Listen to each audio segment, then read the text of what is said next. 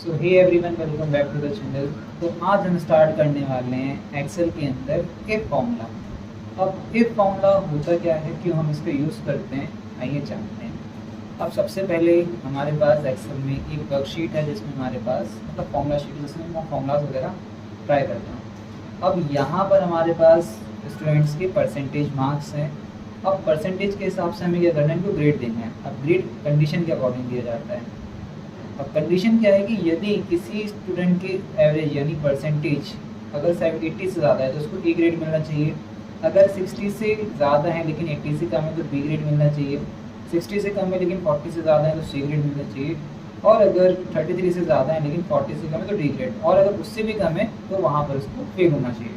तो इस कंडीशन के लिए हम क्या करते हैं, यहाँ इफ़ का यूज़ करते हैं। अब इफ़ का सबसे पहले सिंटैक्स जानते हैं कि इसके अंदर सिंटैक्स होता क्या है। अब जैसे हमने यहाँ पर सबसे पहले इक्वल टू प्रेस किया इफ, तो यहाँ पर ये क्या कर रहा है,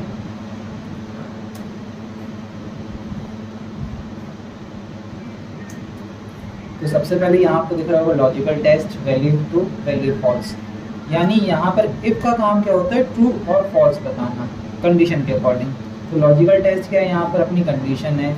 वैल्यू ट्रू है, अगर ये कंडीशन यहाँ ट्रू होती है तो यहाँ पर आउटपुट क्या आना चाहिए, और अगर ये कंडीशन फॉल्स होती है तो यहाँ पर आउटपुट क्या आना चाहिए।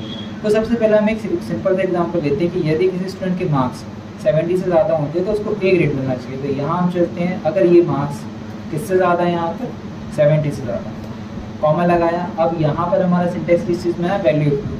तो यहाँ हमें क्या देना है, पास करना है उसको। तो पास करने के लिए यहाँ जो भी हमें कांस्टेंट वैल्यू लिखनी है, जैसे पास एक कांस्टेंट वैल्यू है तो जो भी कांस्टेंट वैल्यू हमें लिखना है यहाँ पर हम उसको डबल इन्वर्टेड कॉमा के अंदर रखेंगे और यहाँ हम टाइप करेंगे पास, इन्वर्टेड कॉमा क्लोज।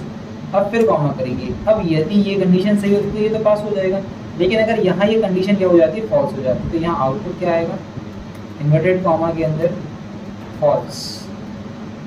ठीक है। अब यहाँ हम अपने फॉर्मूले को कंप्लीट करते हैं, एंटर करते हैं, तो यहाँ पर आंसर क्या आया, फॉल्स। सॉरी, हमें यहाँ लिखना था फेल।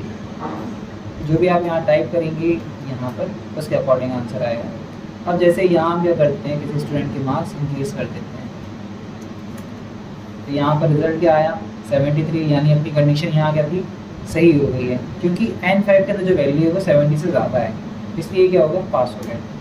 ये होगी सिंगल कंडीशन।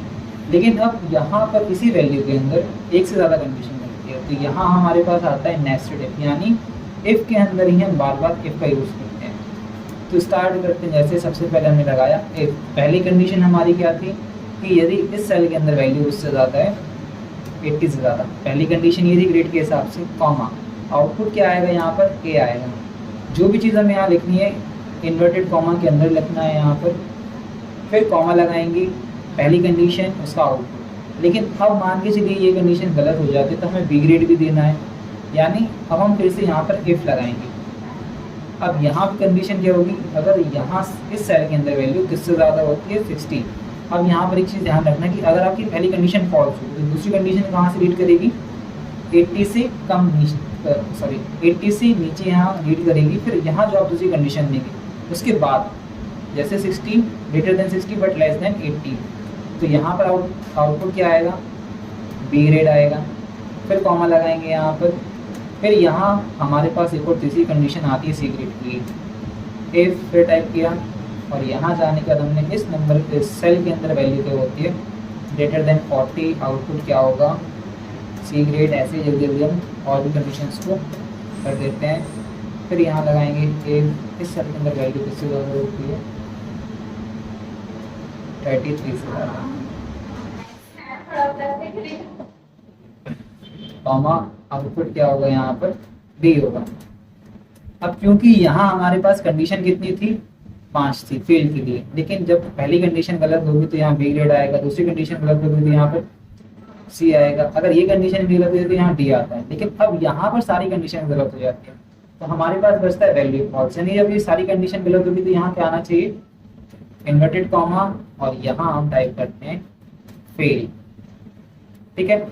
अब यहाँ हमारे पास इफ कितने हमने यूज किए, 1 2 3 4, वैसे ही यहाँ पर ब्रैकेट कितने लगेंगे, 1 2 3 4, बस यहाँ पर बी ग्रेड आया। और सभी को यहाँ आप क्या करेंगे, कॉपी पेस्ट करेंगे, तो ये सबके परसेंटेज के अकॉर्डिंग यहाँ पर ग्रेड दे देगा। इन फ्यूचर अगर यहाँ कुछ नंबर चेंज होते हैं, जैसे यहाँ हम करते हैं 65, तो यहाँ पर आंसर क्या आया, बी आया। अगर यहाँ हम करते हैं 98, तो यहाँ आंसर क्या आया, ए आया। इस टाइप से यहाँ हम ग्रेडिंग वाला सिस्टम यूज़ करते हैं। तो सो आपको वीडियो अच्छी लगी होगी, क्वेश्चन आपको समझ आया होगा कि इसका यूज़ हम क्यों करते हैं। आगे चल के हम ऐसे ही और भी इफ से रिलेटेड क्वेश्चंस लेके आएंगे। टास्क शीट मेरे पास अवेलेबल है, उसको भी मैं आपको प्रोवाइड करूँगा कुछ समय बाद। तो चलिए, आशा करता हूँ आपको वीडियो अच्छी लगी। तो चलते हैं, वीडियो करते हैं यहीं एंड। So thank you.